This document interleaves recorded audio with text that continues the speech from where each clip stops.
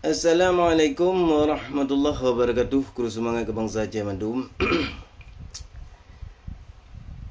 Di sini ada komen satu dari ini pasti dari orang Jawa. Jadi biar banyak bantuan atau dana dari pusat lagi. Jadi macam ni saudara, karena Anda tidak paham dengan Aceh kan. Mungkin karena doktrin-doktrin dari pemerintah. Jadi begini, saya perlu saya beri paparan kepada Anda biar Anda paham tentang Aceh.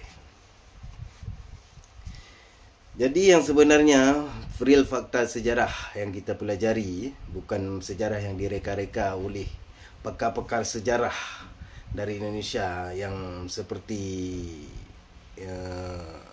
Muhammad Jamil yang mereka-reka tentang Sumpah Palapa dan sebagainya.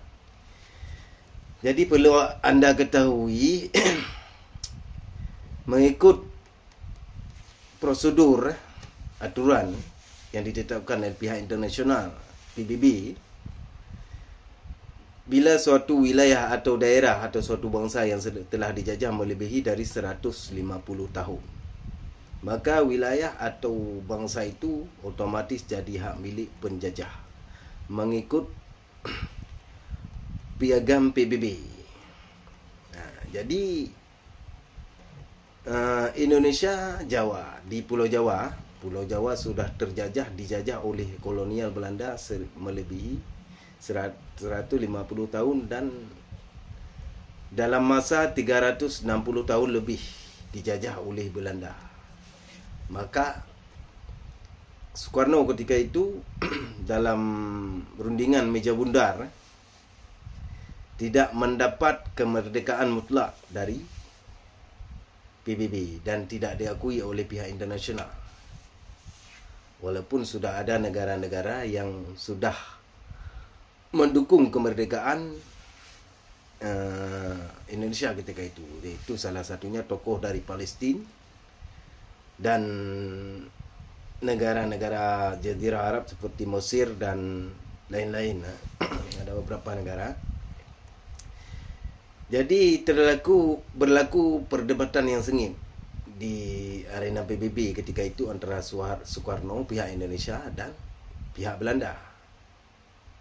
Kemudian Soekarno kalah dalam rundingan itu. Menurut lobby-lobby politiknya kalah.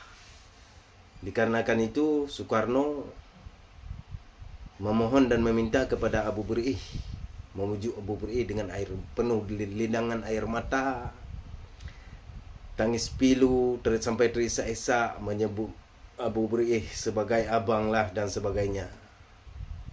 Kemudian Abu Berih mengeluarkan satu dokumen atau satu surat kepada Soekarno yang bahwa Aceh bergabung dengan negara Republik Indonesia NKRI sekarang. Jadi sementara ketika itu pada konfrontasi Belanda kedua, kenapa Belanda tidak memasuki wilayah berdaulat negara Aceh Darussalam? Bukan dikarenakan kekuatan daripada tentara atau lain-lain sebagainya. Disebabkan Aceh masih diakui oleh pihak internasional sebagai sebuah negara yang berdaulat mengikut dalam undang-undang internasional dan perjanjian traktat antara Inggris dan Amerika dan negara-negara adidaya lah. Jadi dikarenakan ada satu wilayah Aceh yang masih berdaulat mau bergabung dengan Indonesia, maka Indonesia mendapat kedaulatan dan kemerdekaan sampai sekarang. Jadi kesimpulannya boleh diambil, Indonesia mendapat kemerdekaan dan kedaulatannya menumpang atau menunggangi kedaulatan negara Aceh Darussalam. Itu pada sejarah yang sebenarnya, real fakta sejarah, bukan karena Radio Rimba Raya Indonesia masih ada, bukan. Nah, itu fakta yang sebenarnya. Cuman dibuat propaganda dengan agenda tertentu, yaitu Radio Rimba Raya, kan? Yang real sejarah yang sebenarnya. Kemudian pasca kemerdekaan Indonesia tidak ada modal. Orang-orang di Pulau Jawa, tokoh-tokoh di Pulau Jawa tidak ada uang, tidak ada dana untuk membantu pasca kemerdekaan. Kemudian muncul Aceh. Aceh memberi dana bantuan kepada Indonesia, membeli kapal laut, 8 unit kapal laut, 4 unit kapal laut dibeli oleh pemerintah Aceh, bangsa Aceh. Dan sampai emas, semua orang tahu, itu bukan rahasia umum lagi. Sumbangan yang luar biasa dari bangsa Aceh untuk berdirinya negara Republik Indonesia. Bahkan sampai sekarang dana itu masih diambil untuk membangun infrastruktur bangunan di daerah-daerah lain di seluruh Indonesia. Karena hasil yang paling banyak di wilayah-wilayah yang paling banyak hasilnya di Indonesia itu yang ada gas alam, emas sampai uranium ada di Aceh. Cuma Aceh dan Papua, Kalimantan lah. Lain-lain tidak ada. Sumatera, keseluruhan Sumatera. Kalau di Pulau Jawa hasilnya apa? Tak ada. Ada pun sikit-sikit, tidak melimpah ruah seperti di Aceh, di Kalimantan, di Papua, dan di Sumatera keseluruhannya. Jadi kalau komen itu tahu diri, baca sejarah, fakta yang sebenarnya. Kemudian hari ini lagi, hasil Aceh yang ditemukan baru-baru ini, minyak yang luar biasa melimpah ruah melebihi negara Saudi Arabia di Pulau Andaman.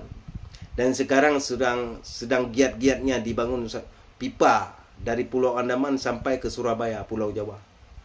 Itu hasil Aceh, minyak Aceh. Itu kalau ngomong tuh, kalau komen tuh kena tahu diri. Kau pelajari dulu sejarah yang sebenarnya, seluk-beluk keadaan Indonesia dari segala macam, baru kau komen. Apalagi berhadapan dengan Aceh. Sebab itu ramai orang Aceh bilang, kalau tidak ada Aceh, tidak ada Indonesia. Kenapa bilang begitu? Karena Indonesia dapat merdeka menumpang dan menunggangi kedaulatan negara Aceh Darussalam. Itu kalau seandainya tidak ada Aceh, Indonesia sampai sekarang masih dalam cengkeraman kolonial Belanda. Itu kena pelajari yang sebenarnya. Jangan terlalu melulu dipelajari sejarah dari pereka-pereka sejarah dari Indonesia, dari Pulau Jawa. Bahkan bangsa Aceh itu bangsa yang hebat di Asia Tenggara, bangsa yang membawa peradaban. Bahkan kota Jakarta sendiri dibuka oleh seorang tokoh ulama Aceh, Syekh Fatahillah, yang termasuk Wali Songo menurut kalian. Itu orang Aceh tulen. Kemudian baru datang Belanda, dibuka Batavia dan sebagainya. Itu sejarah yang sebenarnya, kan? Nah, jadi orang Aceh itu, bangsa Aceh itu bangsa yang hebat, bangsa yang kaya, bukan bangsa-bangsa seperti kalian, kuli-kuli dan jongos-jongos kepada kolonial Belanda. Bahkan sampai sekarang, demi karena menjilat sanggup berkhianat kepada bangsa dan agamamu sendiri, kepada tanah airmu sendiri. Yaitu terutama koruptor-koruptor, pencuri-pencuri yang telah mencuri uang negara, uang rakyat. Nah, sebenarnya Indonesia itu negara yang kaya, bumi yang kaya, yang subur, makmur.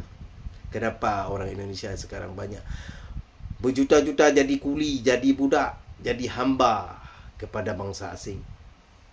Karena apa? Karena sebenarnya sistem yang berlaku di Indonesia itu sistem kapitalis.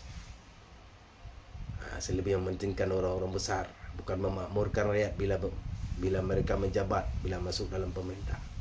Sebab itu di Indonesia sering terjadi pergejolakan, pemberontakan. Dan kami Aceh bukan memberontak dengan Indonesia. Kami meminta kembali kedaulatan negara kami, kembalikan kedaulatan negara Aceh. Karena Aceh sudah berdiri 800 tahun sebelum Indonesia ada, Aceh sudah ada, sudah berdaulat. Sekian paparan singkat daripada saya, lebih dan kurang saya minta maaf. Assalamualaikum warahmatullahi. Tahu diri dan sadar diri.